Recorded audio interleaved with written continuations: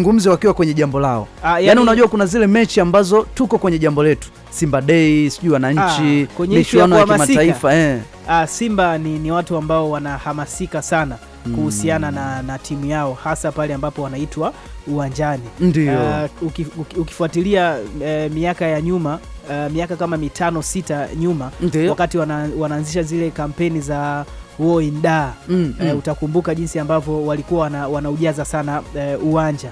Kiukweli mashabiki wa Simba wamekuwa ni watu ambao wanajitoa sana kwenda uwanjani, na viongozi wao wamekuwa hawatumii nguvu kubwa sana. Ukiangalia Ahmed Ally ambavyo anazunguka kufanya promotion, lakini pia hata Simba namna ya kufanya promotion kiukweli wanajitahidi sana. Utakumbuka kuna misimu unakuta swala la Simba Day kuna kituo kimechukua kwa ajili ya kusimamia, na vipindi vyote basi vya hicho kituo unakuta vinatangaza tu Simba Day, Simba Day.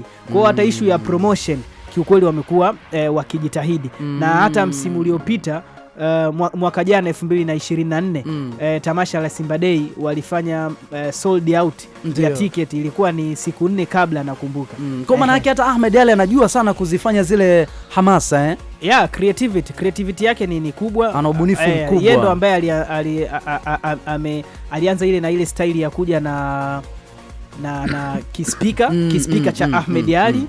Anakwenda katika matawi, anakwenda katika maeneo yenye masoko, maeneo yenye mkusanyiko, anahamasisha. Na mwanzo walikuwa wanamcheka, kama utakumbuka Haji Manara alisema kwa hadhi yake yeye hawezi akaanza kutembea na kispika. Lakini leo hii hata Yanga na wao kama wanaiga hivi, wanakwenda kufanya hamasa kwenye matawi, kwenye maeneo yenye watu wengi, ili kuwavutia mashabiki. Utagundua hiyo ilikuwa ni idea ya nani? Ya Ahmed Ally. Kwa hiyo hata ubunifu pia unachangia mashabiki kujitokeza kwenda kuisapoti timu. Lakini hata hatua zenyewe za michuano, yani kwa hatua hii ya michuano ambayo ni hatua ya robo finali, mechi ya maamuzi, hautumii nguvu kubwa sana kuwashawishi mashabiki. Ndio.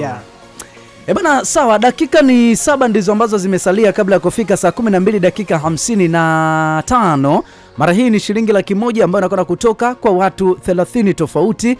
Nafasi bado ni ya kwako ambao unatusikiliza.